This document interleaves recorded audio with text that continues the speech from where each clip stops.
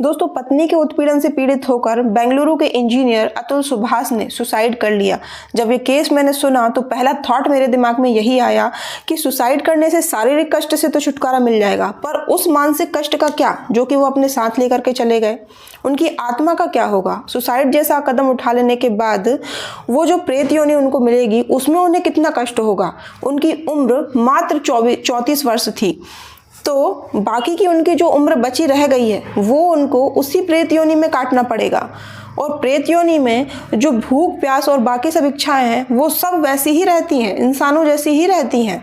और ऊपर से जिस मानसिक कंडीशन में वो गए हैं उसकी पीड़ा, उसका दर्द और जो बदले की भावना है वो उन्हें कितना ज़्यादा कष्ट पहुंचाएगी।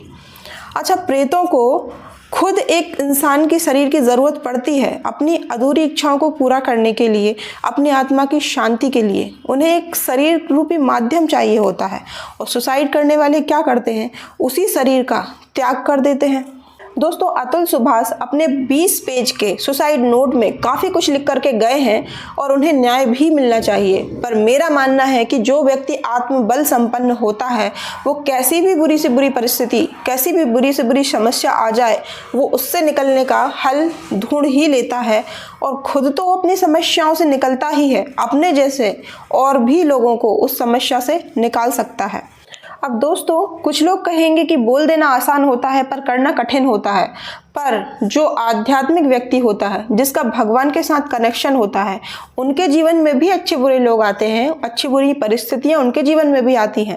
पर उन परिस्थितियों का या तो आध्यात्मिक व्यक्ति पर उतना प्रभाव नहीं पड़ता है, या फिर उन परिस्थितियों को मोड़ देने की ताकत, उन परिस्थितियों से निकलने का मार्ग कहीं ना कहीं से उनको मिल ही जाता है। आज सारा देश डिबेट कर रहा है, न्याय व्यवस्था की बात कर रहा है, कानून की बात कर रहा है, आंकड़े गिना रहा है, और हो सकता है कि आगे जाकर इस संबंध में कुछ नए कानून भी बने।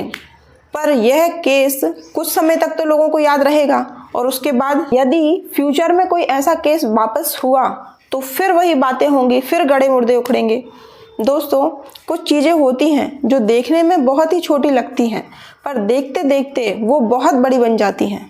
देखिए, आज हमारे देश को सबसे ज़्यादा किसी चीज़ की ज़रूरत है तो वो है कि लोगों की बुद्धि को कैसे बदला जाए, उनकी बुद्धि को कैसे सन्मार्ग पर लाया जाए, और कैसे उनके जीवन में आध्यात्म उतर करके आए।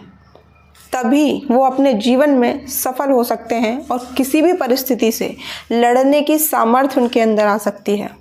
दोस्तों, आपके संबंध में क्या विचार हैं, मुझे कमेंट कर ज़रूर बताइए।